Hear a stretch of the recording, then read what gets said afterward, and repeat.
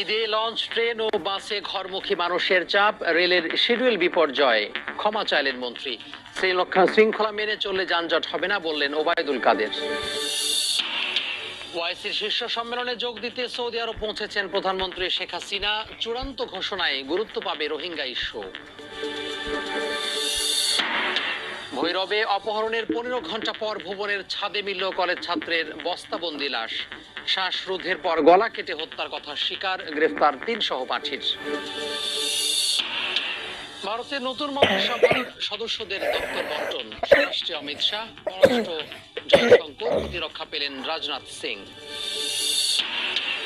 এবং বিশ্বকাপ ক্রিকেটের দ্বিতীয় ম্যাচে পাকিস্তানকে 7 উইকেটে হারালো ওয়েস্ট ইন্ডিজ। অনুশীলনে আঙ্গুলে চোট পেয়েছেন তামিম।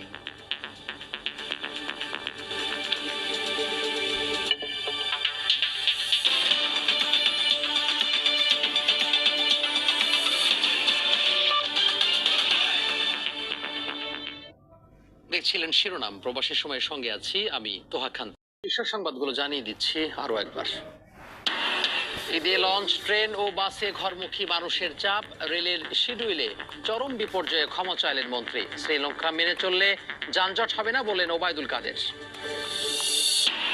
ওআইসি শীর্ষ সম্মেলনে যোগ দিতে সৌদি আরব পৌঁছেছেন প্রধানমন্ত্রী শেখ হাসিনা। চূড়ান্ত ঘোষণায় গুরুত্ব পাবে রোহিঙ্গা ইস্যু।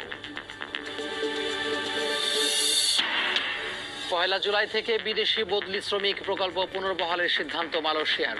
আবারও যেতে পারবেন বৈধভাবে কাজ করে ফিরে আসা বাংলাদেশিরা।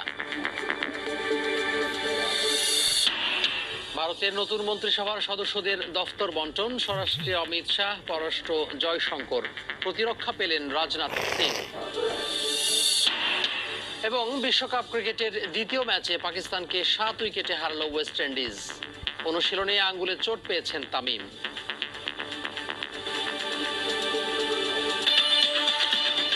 এই ছিল প্রবাসের সময়। যে কোনো খবর পেতে ভিজিট করুন সময় নিউজ টিভি। আপনার মোবাইলে সময় সংবাদ দেখিয়ে ও সব খবর পেতে ডাউনলোড করুন সময় অ্যাপ। এছাড়া এই মাত্র পাওয়া খবর মোবাইলে পেতে SMS করুন স্টার স্পেস বিএন লিখে পাঠিয়ে দিন 16242 নম্বরে। আর সঙ্গে থাকুন সময়।